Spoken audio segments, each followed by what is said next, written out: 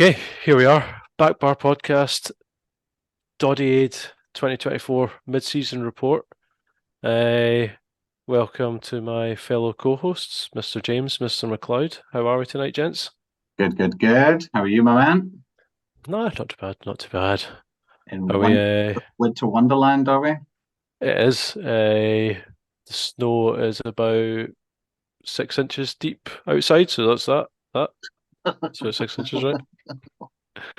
Um, About yeah, that. it's about that, give or take.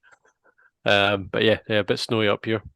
Um, but luckily it wasn't snowy, and I've been in Edinburgh as well, so it's not hindered my Doddie miles yet. Excellent. Well done. This weekend might be a bit tricky unless sledging counts. Anything. Fucking good, so I can try and catch you. I know. I'm lagging well behind both of you boys. You boys are fucking smashing it out. Well, time. There's time. There's time. Yeah, I do like a challenge. What's talking of a challenge? The old the old Doddie Aid. It's a bit of a physical and a mental challenge. But what's been the physical challenge for you boys? Has it been running, cycling, walking? All running for me so far. Every other day I'm managing at least a 5K, so that's what I'm trying to do. It's pretty good. Mendog? Yeah, running and walking. Because I'm walking to the gym, so there and back 7K, and then I've changed my warm up from cross trainer to doing like a 4K run to warm up, and then a session. So most days I'm trying to get about 11K in. But I need to because fucking Simon Donnelly, even though he's Oh, a chest, well, that's the thing he said it the other day that he's had a chest infection, he's been sick. So I was all right, cool, mate. And he's still a fucking ahead of me, so I don't know what I'm going to need to do. I'm And not up going it. to win, but I need to beat him. I love that. I love that rivalry has blossomed. rolled over Yeah, from last year. It's brilliant. yeah. Oh, it's good. It's solid how because I don't think he does much running. I think he was just doing Mm. walking and stuff like that. So, Does a but bit of fives and stuff though, doesn't he? I suppose Can I maybe. count that? Either way, I think Um, I'm taking the piss out of it. So mm. I think he's We've lying. been we've been keeping it a bit. The three of us then are keeping it a bit more mainstream than you see the odd folk going swimming at this time of year, which is mental. I went and did my Duke for about 3 seconds, and that was plenty. Yeah, I done mine Um, actually. I done it in a hot tub though, so it's chilly though outside. oh yeah, that walk back in from the hot tub. Yeah, Yeah, old mate. Yeah, I'd rather not talk about it, but it's got it done, right? Sacrifice. yeah. Hey, listen, selfless I know. to a fault. Our guest tonight's guest actually, he's been out doing some daft hills. hmm Uh, Like so I to think walk. we might need to cover his quest to get danger slash difficulty miles added to the toilet. But I think we should probably waste no more time hmm and get the man himself on. That's good. So let's go. Let's get tonight's guest on. Let's do it. Right. Okay. Well, let's get cracking. Right. So here we are for our Doddie 24 mid-season report. We've got our guest joining us tonight is the man behind some of Scotland's Euro 2024 iconic moments. The voice behind that, Mr. Rory Hamilton. How are you? Very well, thank you. I think it still probably feels a little bit surreal to have this role for the national team, having followed them for so long as a supporter and going to all sorts of places, loving all the trips, but not loving all the 90 minutes, that's for sure.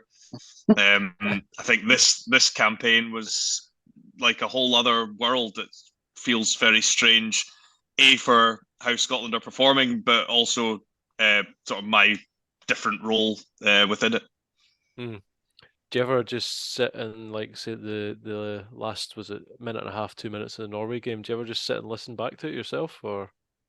It comes up on my Twitter feed all the time. I think because the SFA repost it every month or so. There's always some sort of anniversary that they're using as the excuse to put it up.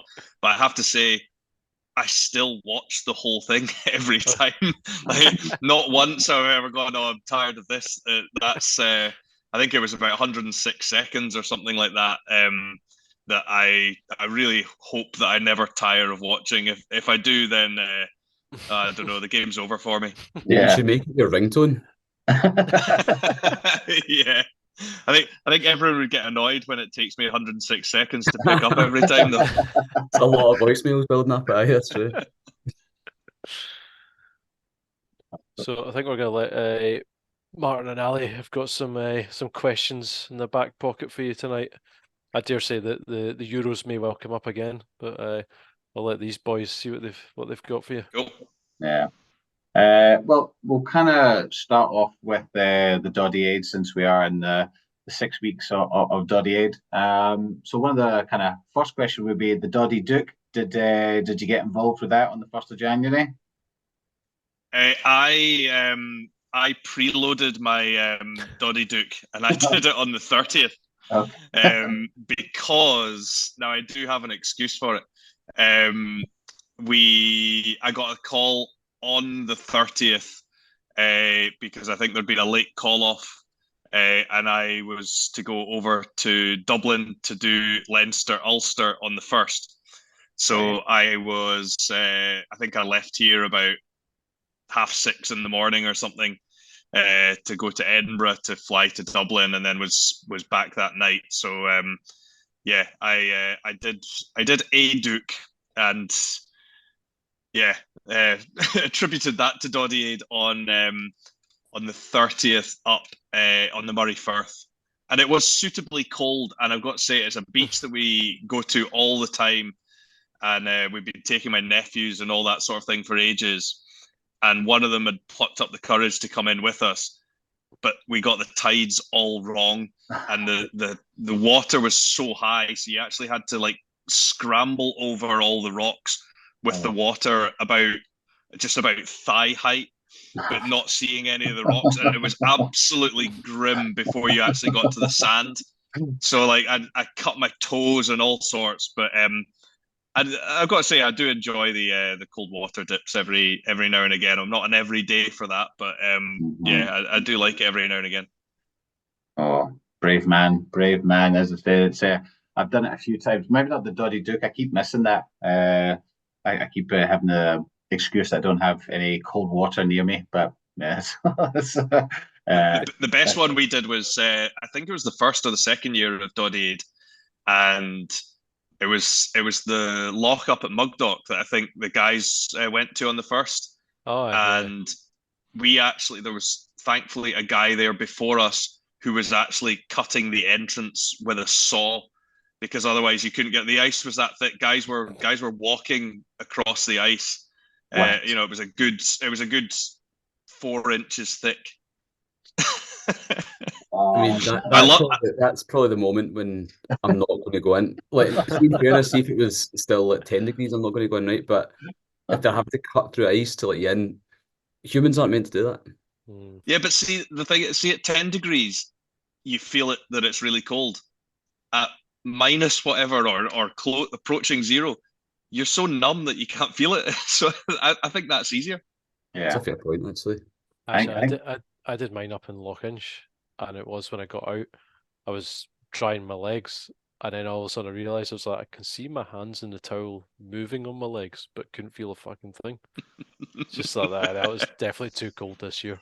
Yeah. Yeah, I think I saw your pictures actually. I've been in Lockhinch a few times. It's called Lochmorlich for a colder experience though. Right. That's got some. My dad was telling me about that. It's some geological phenomenon called, I think it's a glacial kettle, and there'll probably be somebody that can reply to this and tell me that my dad's talking absolute rubbish. But it cools from the inside or something like that, so it's always absolutely freezing. Lochmorlich. Right. Glacier. Was it glacier kettle? Glacial kettle. I've never actually looked it up to check if he's talking rubbish or not. I'm interested in that now. Yeah. I'm also interested in avoiding going into Lochmorlich now. So. Yeah. It's got a nice beach though. Yeah. That's true. Right, we'll tell you what, you can all go in the water, I'll stay in the wee beach. Make some sausages for you coming out, right? There we go. Deal. You're a sweetheart. Yeah. Try hard. So how you been getting on with Doddie Aid anyway? How are you doing your miles? We've been having a bit of Uh, debate. So this has been by an absolute mile the most frustrating year for me, because 2 years ago I was doing a training session with Charlene Jones, Lee Jones's wife, oh yeah, Oh, yeah. yeah. and did something to my right knee, and it's never been the same since. But I was able to still run on it and hill walk and all of I could still snowboard, do all the things I wanted to do. So then that got my confidence up, and in the summer I played a game of football and then did three Monroes the next day, and my left did exactly the same thing, and it still hasn't recovered. So my miles this year have been far less extreme than what they would have been. So it's been a lot of dog walks, and that is pretty much it. I did manage to get into the hills this week, just yesterday, because I just thought I can't hack the weather being like this and not being able to do it. So I was just like, I ran 2 kilometers the day before to give it a wee test, and I could walk the next morning. So I was like, right, first thing, getting up and going into the hills. So we did 19K yesterday, which the knee it was all fine up until really the downhill, and then you just sort of have to grin and bear it for that. But Hmm. I was absolutely stunning, and it's I'm just going to teach myself that lesson that, even if you do have a slight injury, if you can grin and bear it and not do yourself too much harm, then I'm just going to get myself back into the hills, because it was just so good yesterday, and with the way the weather is at the moment, I'm not missing out on any of that anymore. Oh, definitely, definitely. It looks good. Um, the sort of growth of the charity. So last year that they managed to surpass, I think, 2 million within the 6 weeks, and it's sort of grown each year. Um, what are your thoughts on the sort of growth of the charity over the last few years? And do you ever think that we'll get to a stage where it'll go international, or we'll team to get a Doddie Aid abroad team, America, Australia, or something like that? Yeah, I mean, I guess that's kind of the next step.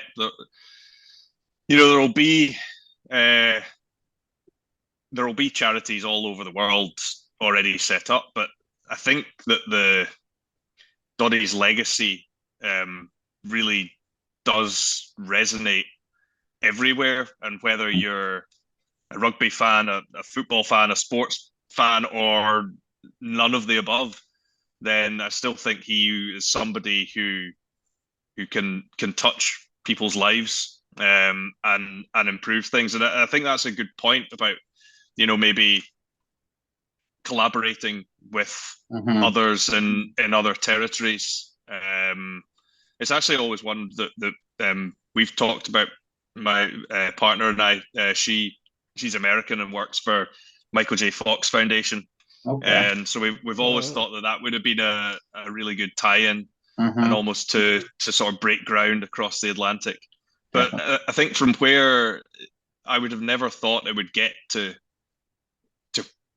even where it was probably in the first year. I think how much it took on early on, and then to keep progressing it, and because you've got the likes of Rob Wainwright really steering the ship and motivating everyone to get involved. He's somebody that you can't say no to.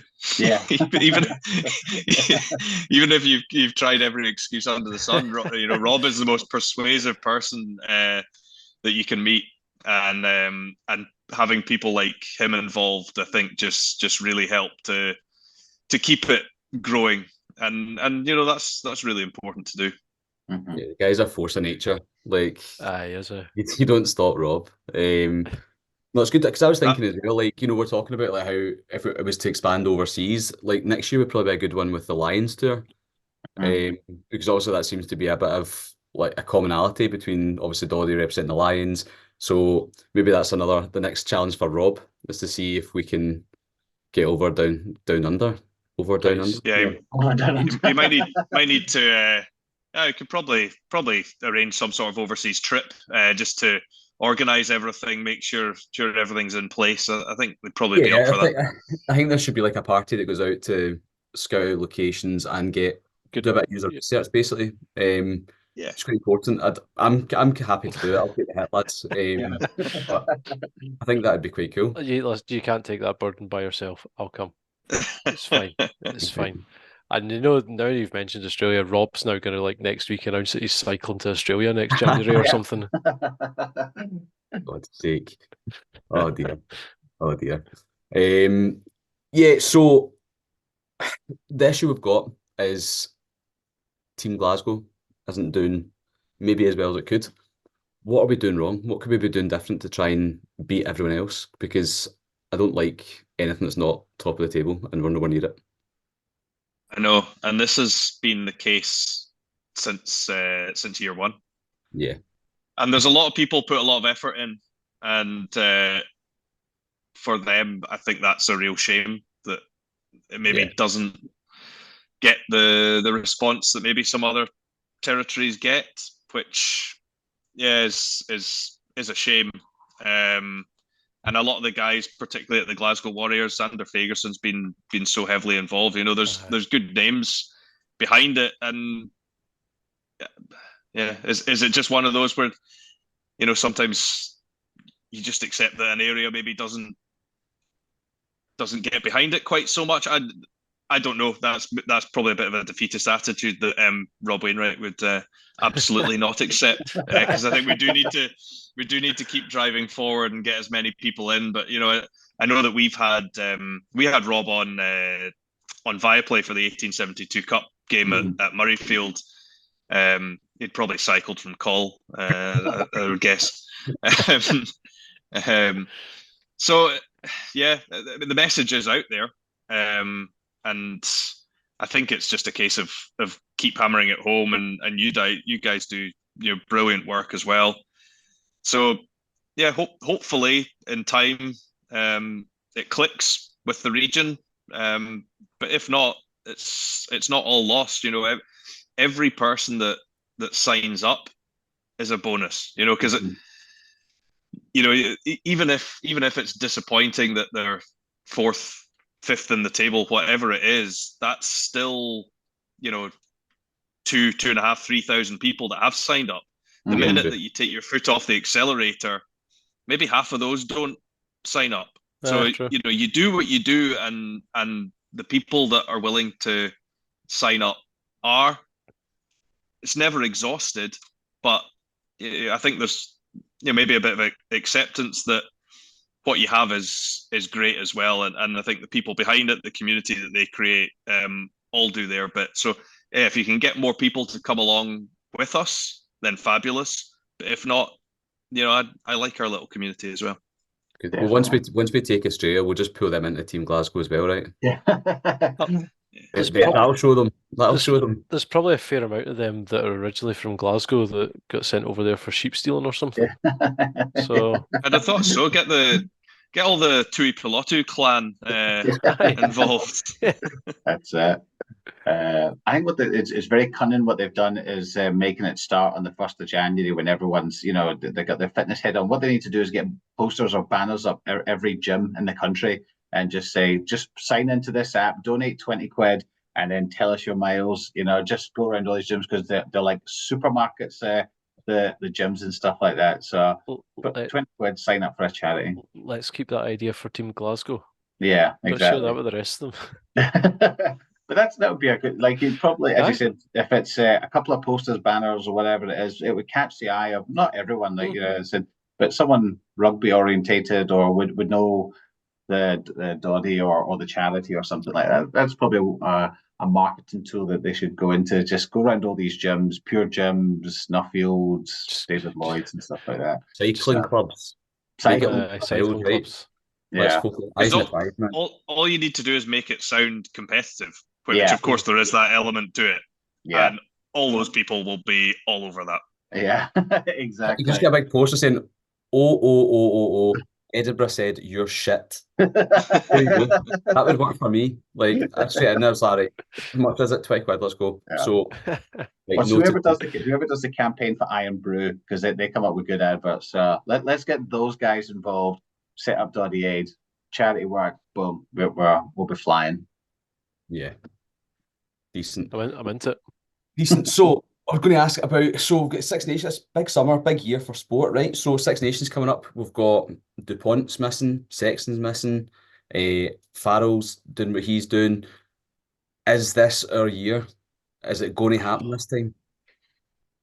I feel as though I'd See, say this every year, but every year, even when we were in the doldrums, seeing the early 2000s when we had absolutely no hope, I could still manage to convince myself before the tournament started that it could be our year. So now that we're actually half decent, yeah, I can absolutely make a case for us. What we haven't, we've got over our England hoodoo. Mm-hmm. We've won in Wales, but I think still need to win at the Millennium in front of a crowd. So that would be nice. Opening game, isn't it? It's Wales. Yep. We started so well last year, and then obviously you get hit by, you're playing two of the best teams in the world, and Ireland and France, and it's really tough. But sometimes World Cup years can produce strange results. So maybe I think we've got a 15 that undoubtedly can compete at a top level. They're obviously, Ireland is an extremely tough ask. They're so good, and their depth is unbelievable. I mean, Connacht could put about 4 teams into the URC that would all make the playoffs. Yeah. And obviously France. It's just such a good tournament that the teams are very well matched, and the rivalry is so strong in every fixture. Mm-hmm. You need something special to be able to get yourself over that 50-50 barrier, and we've got that with somebody like Finn. Yeah. Who's an absolute match winner, a world-class player. X Factor. So I would, and he can deal with that weight of expectation as well. So, and I think also an interesting thing that hasn't been there, it's been developing in recent years, but now there's depth as well. Obviously you wouldn't want to lose key players in, let's say 10. You don't want to lose Finn, but in almost every other position, you're like, well, okay, first choice is this level, second choice isn't far behind, and even a third choice, not bad. So I think that's where we've developed a lot recently. So we're absolutely got a chance. What we third last year, but I think that's the thing that we desperately need to add is a major scalp. I don't buy into there's been a lot of chat sort of, and it was over the World Cup as well, and it annoyed me a wee bit when I was out in France with Irish folk talking about the Scots being cocky and thinking they were above themselves. I've never heard it from Scotland, but the good point that they did make was they've not won anything. Yeah. So we haven't. Okay, we've beaten England, great, but go and do something with it, and I think that's where we need to take the next step. Next step, yeah, absolutely. Right, it'll be interesting. And I suppose it would be remiss not to mention the Euros again. So maybe the expectation's different, right? Maybe we're not looking at winning the Euros, but out of the group stages, probably the target initially. Still a tough yes. I mean, it has to be, Germany. Yeah. Every game in that is winnable and losable. But I think the way that the Euros now is set up, 24 teams to go to a last 16, you play all those group games to lose 8 teams. That's as good a chance as we will ever have to make it. I know we were at the last Euros, but that one for me doesn't really count. There was no fans. It was all very odd, and this is the one in Germany, which for me is the best country in the world to host a major football tournament. They should just put them all in Germany because it's the best place for it. Full crowds, all that sort of thing, and I think we've now put a few statement results together to win in Oslo, to beat Spain, to go up into League A and the Nations League, all that sort of thing. Everything's developing nicely, and I think that the atmosphere in the squad is like something we've never had before. We've had very good players and groups of players in the past, but I think there's always been, something holding them back, whether it's a mentality issue. I don't think this lot have that. They've got a club mentality, atmosphere, and I think my most hated phrase, not just in Scottish football but in life, is glorious failure. And I think this lot do not have even a cell in their bodies that think that way. And that's what we've needed for so long. So I think that, yes, initial target, because at the end of the group stages, 8 go home and 16 go through. Initial target is to be in that 16. But having spoken with Steve Clarke and the players within the group, that's not their target. They believe that, yes, they can get to the last 16, but from there, the next target's the last 8. And you never know. You joke about winning it, and you're right to. But would you have said Wales could have made the semi-finals in 2016? Greece won it. Did Greece win it? Yeah, Greece won it in 2004. 2004, yeah. Wish I put some money on that, man. Imagine the money you'd have made saying Greece won. Even did Morocco not make the World Cup semi-finals or something? Morocco made the World Cup semi-finals. Nobody would have thought that beforehand. Nobody else has got John McGinn. Exactly. We do. Yeah. He's on good that form. big arse is going to cause some trouble in Germany. And McTominay, every time McTominay puts on a Scotland jersey, he turns into a hero. Honestly, he's an absolute warrior on the pitch. The two of them should have put in a wee cryogenic chamber until the youth. Nothing bad can happen to them. Just pump them full of nutrients, keep them safe. That's all we need. Let's get them under lock and key. Exciting. Right. Well, we will move along. We're going to do our usual little speed round with you. So it's just 10 daft questions. Nothing serious. Just fire out the first answer you think of. John McGinn. Caveat: he probably can't be the answer to everything, I think. But let's see. Right. Who wants to count me in? Go for it, Ali. 3, 2, 1, go. Favorite superhero? Spider-Man. I thought we were getting John McGinn there, but snowy hills or sandy beaches? Oh, snowy hills all day long. Favorite drink? Beer. Best sporting away trip? Oh, there's so many.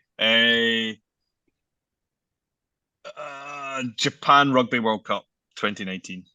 Nice. Favorite McTominay goal? Spain away. That one should still Should have count. counted. Aye, true. Aye. Last fancy dress? I've got no idea. Pluto. I went snowboarding as Pluto. That's brilliant. If you had a boat, what would it be called? It's too obvious to say Dignity, isn't it? John McGinn. There we go. Yes. There it is. It's got a big stern. Yeah. Favorite meal? Favorite meal is a Croatian dish called Korčulanska de pastisada that my mum makes. It's like an entire fillet. It's an entire fillet of beef, slow cooked, and you use a knife. This is supposed to be a speed round, but this is a brilliant dish. You get a knife and you make cuts all the way through the whole fillet, and then you fill it with we fill the wee wounds with bacon and prunes and shallots, and then you slow cook it in a tomato sauce. Serve it with roast potatoes. Awesome. We do them in Greg's, mate. Is that called a Dubrovnik bake? Yeah. Murrayfield or Hampden? Oh, that's unfair. I think Hampden. And last one, and this maybe isn't a great question for a speed round, but who would be on your Mount Rushmore of Scotland footballers? Oh, wow. So how many do I do? 4 or 5? 4. James McFadden. Oh, yeah. Okay. Dennis Law. Kenny Dalglish. And Kristen Daly. Kristen Daly. That's a left field Just for that selection. interview with Bertie Votes when he came in calling them cheats. Aye. Very nice. I did not see Christian Daly jumping in the end of that list. No, I he's can't be by surprise. Tartan Army cult hero. Yeah. Oh, there we go. So what's lastly before we wrap things up, what's your aim for the last few weeks of Doddie Aid then? Have you got a target of miles in mind, or? I need to update my miles on the app because I've not put it in for quite some time. So you'll see like one walking trip for about 100 miles going on shortly as I leap up the table. It's also to continue the campaign of extra miles for height gain, which I did a wee post about the other day, because that does my head in when you go out into the hills for 8 hours in a driving blizzard, and then you put in your stats at the end. You're like 12 miles, and then somebody jumps on their watt bike for 15 minutes and blasts you away. Yeah, there's a guilty party right there. Yeah. So yeah, I think you should get a bonus 50 miles for every Monroe. Yeah. Well, that's a good shout, actually. That seems decent. We can get behind that campaign. Just do 4 Monroes and that's me done. Blast my 200. I'd also like to add for on the virtual Zwift cycles on the Sunday morning with Sir Chris Hoy runs them. There should be bonus miles for every second you can stay ahead of him for. Oh, absolutely. Yes. This year will be a telling us definitely. game. Is this for 42 seconds? Was he just jumping on the bike at that point? I mean, well, we've known each other a long time. 42 seconds is something that you should be proud of. I hope Alison doesn't listen to this. She'll be like, 42 fucking seconds. What a guy. That's hugging time. Anyway, before I throw myself any further under the bus. Actually, last question. We've got a wee back bar playlist. So we get everyone to give us a song. We add it onto their playlist, which is on Spotify. We should really share a link to it at some point. But what would be your kind of go-to song, either like your chill out song or your workout tune, that kind of thing? What would be your? Do you know what always comes on at the moment when I jump in the car? Juicy by Biggie Smalls. Oh, no. Good man. Nice. There you go. Yeah, that's brilliant. You could put the Achy Breaky Heart for the John McGinn song. There you go. Yeah, good show. Excellent. Well, thank you for your time, Rory. And no, thanks for putting it all together and getting all three of you together as well. That was much appreciated. Yeah, good to see you guys. Yeah, nice to see you, Next time we do one, we will try and do one of these in person. Yeah, definitely. Yeah, no, that'd be cool. Figure out the logistics. Yeah, I know it's never easy. Aye, indeed. Well, we'll be keeping an eye on the miles clocking up, and we'll hopefully catch up with you at some point before the Euros as well. Yep, brilliant. Thanks a lot, guys. Thanks, Cheers, Rory. Thank you. Okay, so that was our tonight's guest, Rory Hamilton. I'm sure we'll all be listening to a bit more of Rory's voice over the next few days, weeks, months. Mm-hmm. So next campaign for, I don't know whether we'll get it in for this year, but for Doddie Aid 25, it's a danger/difficulty miles. We need to get something in for that. Skydiving. I like skydiving. But Yeah, you could do base jumping all the way up there somewhere. I'm sure you could jump off a mountain or something. Do it. No. or what you could do is just go into a tire and just roll down a big hill. That sounds like a There's hills up there. There's loads of hills up there, and there's loads of tires. So Fuck it, there's loads of hills. Hundreds of them. plan. You go. The danger miles would it count if I did my 10K running around where they're doing their pheasant shoots and just try to avoid getting shot? Would that give me some danger miles? like, you're doing your pheasant beating. Mhm. Not quite Rory- ready to give that up I'm yet. off to beat my pheasant. Pardon Yeah. you. So maybe if you dress up as like a pheasant and run about in the forest, then we'll count it as danger miles. Do I'll it. take it under consideration. I don't know Okay. how easy it is to get a pheasant fancy dress suit. We'll find I'll one. find one for you. Don't worry about it. I'll make you one. Oh, jeez. I have no idea where this is going to go, but Yeah, let's we'll just wrap leave it it. up. So yeah, next up on the Doddie pods, got Xander Fagerson joining us next week, so we'll get a wee bit of a pre-Scotland Six Nations chat, maybe a bit of chat on the new Netflix documentary Oh from yeah. last year's Six Nations. I don't know if you guys seen the trailer for that. Not yet, Eh, no. Not even seen the Oft. trailer. I know it's coming. Oft. For Oft. the rugby, like especially someone like Gary Emmonsfield have gone like fucking 6 to midnight straight away, no doubt. It looks class though. I think it comes out on Wednesday or something like that. So looking forward to watching that. Get in the mood for the Six Nations. Mhm. Couple that with our chat with Xander, and there you go, folks. So we Six Nations aperitif for you all. Mhm. Yeah, you go and Um, watch that, and I'll go and do some more miles and try and catch you. Yeah. I know. I'm gonna have to jump on that my wee bike here. maybe take your towels and stuff off it. Yeah, that's it. That's it. Dust it down, oil the chain. Just move that Colin the Caterpillar off the seat. Do you know what there is actually a Colin the Caterpillar cake in the house right now? So that's not even a joke. I bet the chocolate end's gone off with those, isn't it? You've It's already all- been at that. Anyway, Right. Awesome stuff. We will be back very, very soon with you all. Until then, keep your Doddie miles clocking up and au revoir. later. Later on.